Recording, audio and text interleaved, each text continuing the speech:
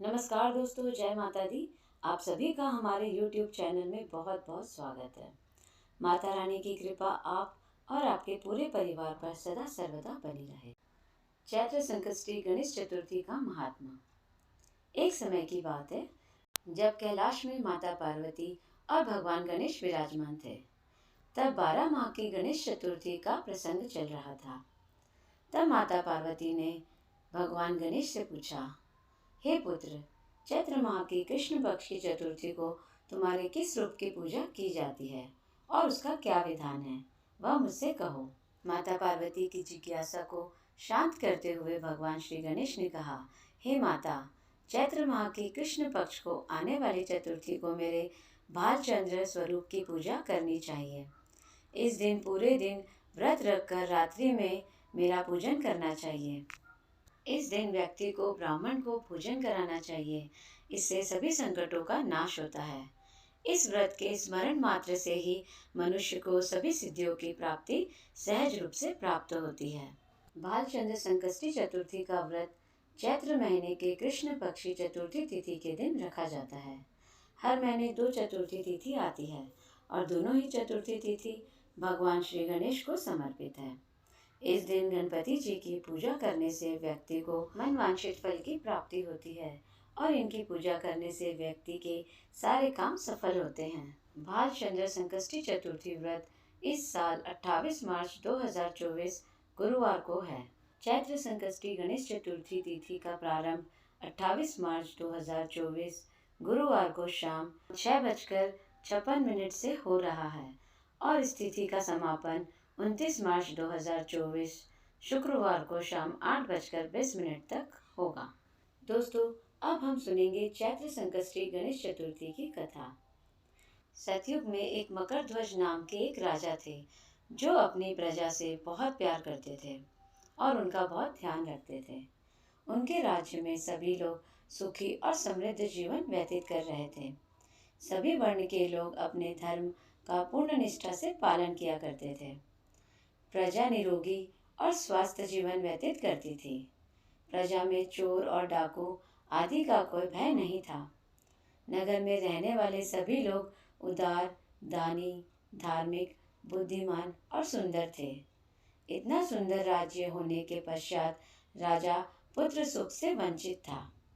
पुत्र रत्न की प्राप्ति हेतु उन्होंने कई यत्न किए, अतः महर्षि की कृपा से उन्हें पुत्र धन की प्राप्ति हुई। पुत्र रत्न की प्राप्ति होने पर राजा की खुशी का कोई ठिकाना नहीं रहा। अतः वह अपने राज्य का संपूर्ण कार्यभार अपने मंत्री धर्मपाल को सौंपकर विविध प्रकार के खेल खिलौनों से अपने राजकुमार का पालन पोषण करने लगे। यहाँ राज्य का शासन अपने हाथों में आ जाने से मंत्री धर्मपाल धन धान्य से संपन्न हो गए। मंत्री महोदय को एक से बढ़कर एक पुत्रों की प्राप्ति हुई। सभी पुत्रों का विधि विधान से पूरे हर्षोल्लास के साथ विवाह संपन्न किया गया। अब सभी मातृपुत्र धन का उपभोग बड़े जतन से करने लगे। परिवार के सभी सदस्यों में सबसे छोटे पुत्र की पुत्र वधू बहुत ही धर्मपरायण थी। वो भगवान श्री गणेश की परम भक्त थी। चैत्र माह के कृष्ण पक्ष की चतुर्थी आने पर उसने भगवान श्री गणेश की पूर्ण श्रद्धा भक्ति से आराधना और उनकी पूजा की और उनका व्रत अनुष्ठान भी किया। पूजन और व्रत से विचलित होकर सास अपनी पुत्र वधू से कहने लगी, अरे क्या तंत्र मंत्र द्वारा मेरे पुत्र को अपने वश में कराने के उपाय कर रही है। अपनी सास द्वारा बारंबार निषेध किए जाने पर भी अपनी पुत्र वधू में कोई बदलाव आता न देख सास पुनः बोली, अरे दुष्टा, मेरे बार बार कहने पर भी तू मेरी बात को अनदेखा कर रही है। मैं तुझे पीट कर ठीक कर दूंगी। मुझे यह सब तांत्रिक अभिचार पसंद नहीं है। अपनी सास की बात सुन पुत्रवधू ने विनम्रता से कहा, हे सासू माँ, मैं संकट नाशक भगवान श्री गणेश का व्रत कर रही हूँ। यह व्रत अनुष्ठान करने से मनवांछित फल की प्राप्ति होती है। अपनी पुत्रवधू की बात सुन क्रोधवश सासू ने अपने पुत्र से कहा, हे पुत्र, तुम्हारी वधू जादू टोने पर उतारू हो गई है। मेरे बार बार समझाने पर भी उसने मेरी एक भी बात नहीं सुनी। अब तुम ही इसे मारकर उसकी अकल को ठिकाने लेकर आओ। मैं किसी गणेश जी को नहीं मानती। वे कौन है और उनका व्रत कैसे होता है? हम लोग तो राजकुल से हैं, हमारी भला किस विपत्ति को वो नष्ट करेंगे? माता की आज्ञा को मानते हुए उसके पति ने उसे मारा और पीटा भी। इतनी पीड़ा को सहन करते हुए भी उस पुत्र वधू ने व्रत को पूर्ण किया। व्रत के अंत में वो भगवान श्री गणेश का स्मरण करते हुए प्रार्थना करने लगी और कहने लगी, हे विघ्नेश्वर, हे गणपति, आप मेरे सास ससुर को अपना परचम दिखलाएं ताकि वो आपकी महिमा को समझ पाए और उनके मन में आपके प्रति श्रद्धा भाव जागृत हो। अपने भक्त की करुण पुकार सुन भगवान श्री गणेश जी ने देखते ही देखते राजा के पुत्र का अपहरण कर उसे धर्मपाल के महल में कहीं छुपा दिया। उसके बाद राजकुमार के सभी वस्त्र अलंकारों को उतार कर राजमहल में फेंक दिए और खुद अंतर्ध्यान हो गए। इधर राजा ने प्रेम पूर्वक अपने पुत्र को पुकारा, किंतु उन्हें कोई उत्तर नहीं मिला। उत्तर ना मिलने पर उन्होंने शीघ्रता से पुत्र की खोज शुरू कर दी। राजा को अपने महल में पुत्र की पुष्टि न होने पर वो शीघ्रता से मंत्री धर्मपाल के महल में गए और वहां जाकर अपने पुत्र को खोजने लगे। उन्होंने सबसे पूछा, मेरा राजकुमार कहाँ है? यहाँ उनके सभी वस्त्र और आभूषण मिल गए हैं, किंतु मेरा राजकुमार कहाँ चला गया? किसने ऐसा निंदनीय कार्य किया है?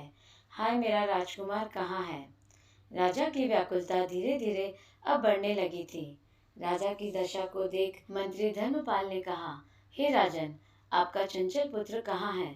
उसका मुझे कोई पता नहीं, किंतु मैं अभी पूरे राज्य में बाग बगीचे आदि स्थानों पर उनकी खोज आरंभ करता हूँ।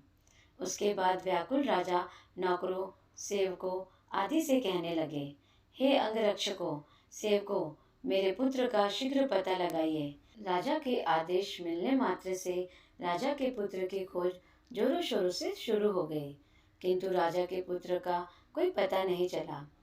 जब राजा के पुत्र का कहीं भी पता न चला, तब वो राजमहल में आके राजा के समक्ष डरते डरते यह निवेदन करने लगे, हे राजन, हमें क्षमा करें, अभी तक अपहरणकारियों का कोई पता नहीं चला है।